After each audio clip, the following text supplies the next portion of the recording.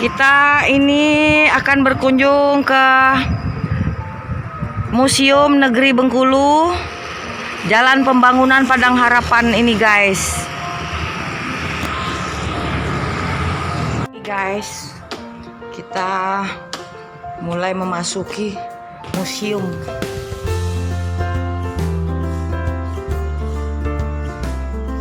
Di Bengkulu, alamatnya di Jalan Museum ke arah Padang Harapan Bengkulu guys. Guys, inilah isi dalam museum di Bengkulu.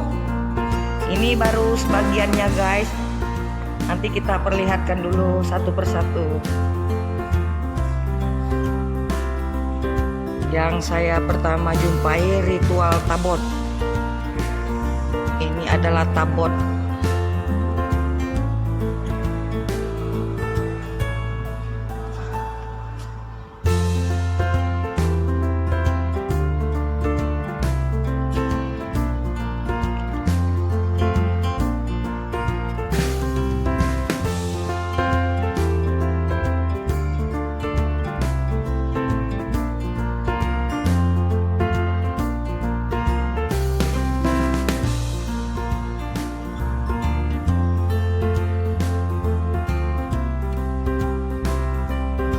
Bengkulu terkenal dengan tabotnya guys, yang setiap tahun diadakan.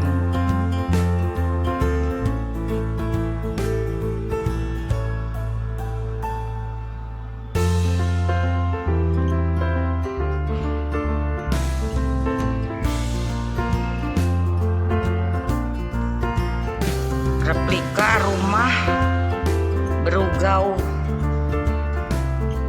Bandung.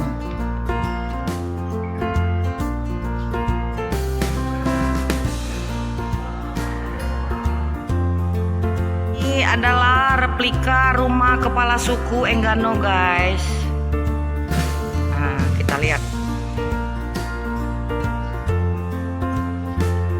di museum ini.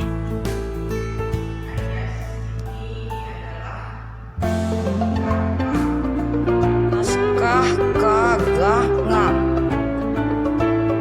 Bilarotan. Naskah Bilarotan merupakan salah satu naskah yang berisi tentang pesan moral dari nenek moyang kepada anak cucu mereka, ditemukan di Bengkulu.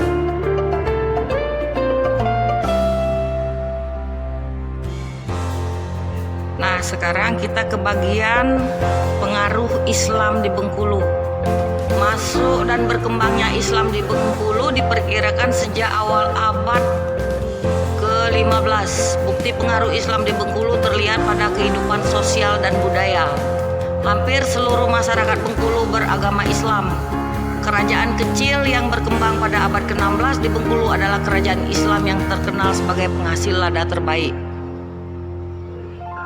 Kerajaan tersebut antara lain Sungai Serut, Selebar, Sungai Lemau, Sungai Hitam di sekitar kota Bengkulu, Depati, Tiang Empat di Lebong, dan Anak Sungai di Muko-Muko. Ini peninggalan dari kerajaan Islam di Bengkulu guys.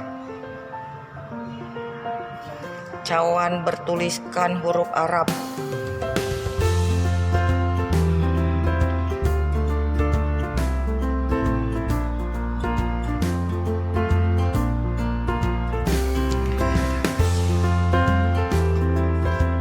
Ini merupakan peninggalan dari sejarah masuknya Islam di Bengkulu.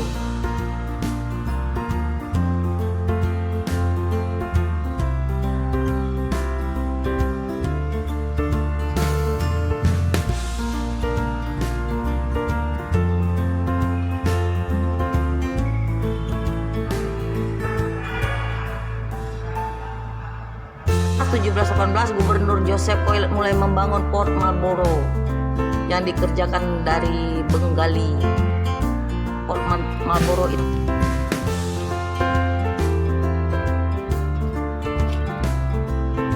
ini adalah lonceng Benteng Ana.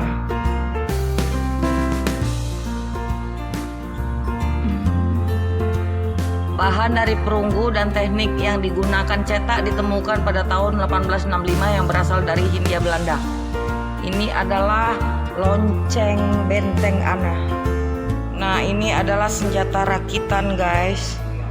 Pada masa perang kemerdekaan untuk mengimbangi senjata modern tentara Belanda.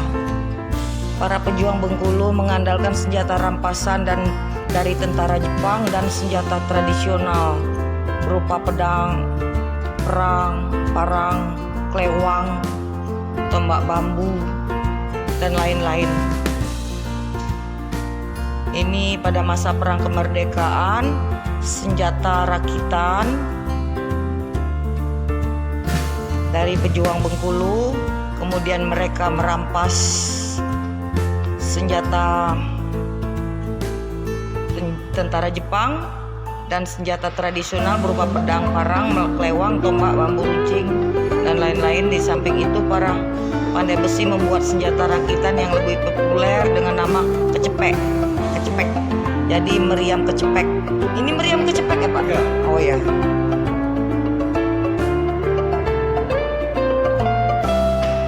Cepek ini dibikin dari potongan tiang telepon dengan amunisi dari mesiu dan bahan-bahan lain yang mudah didapat.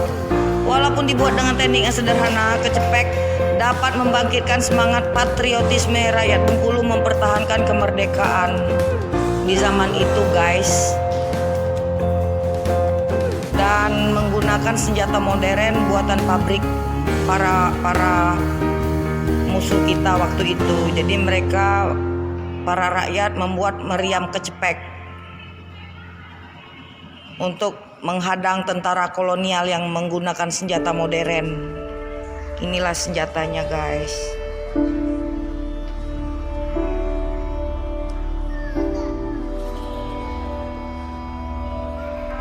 Raja Bengkulu, para raja-raja memakai tongkat.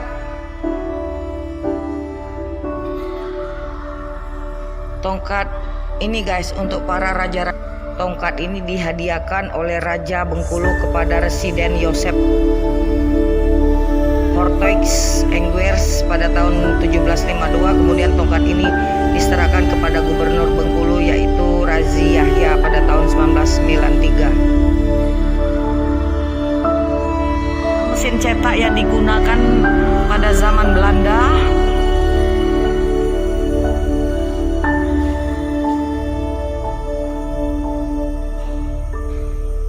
mesin cetak. Foto anggota sandiwara, grup sandiwara bikinan Presiden Soekarno kita, guys. Sebelum masa kemerdekaan mereka membuat grup sandiwara di Bengkulu.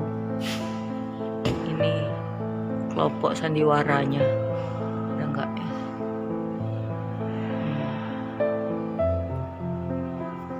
Nah, inilah mesin cetak untuk kepentingan membuat karcis waktu Soekarno pindah ke Bengkulu, brosur waktu dia memimpin kelompok sandiwara, permainan sandiwara di Bengkulu ini, guys. Nama kelompok Tonil Monte Carlo, kelompok Tonil Monte Carlo yang dipimpin grup sandiwara oleh Presiden Soekarno, tapi sebelum dia menjadi presiden. Alat pembayar yang sah.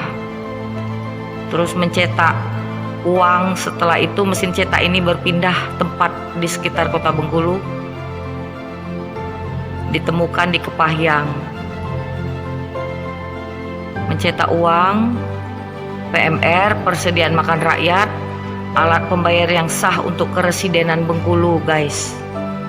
Yang dicetak uang Rp 250 dan Rp 500, guys. Ini mesinnya, mesin cetak kuno sekali ya, guys. Nah, inilah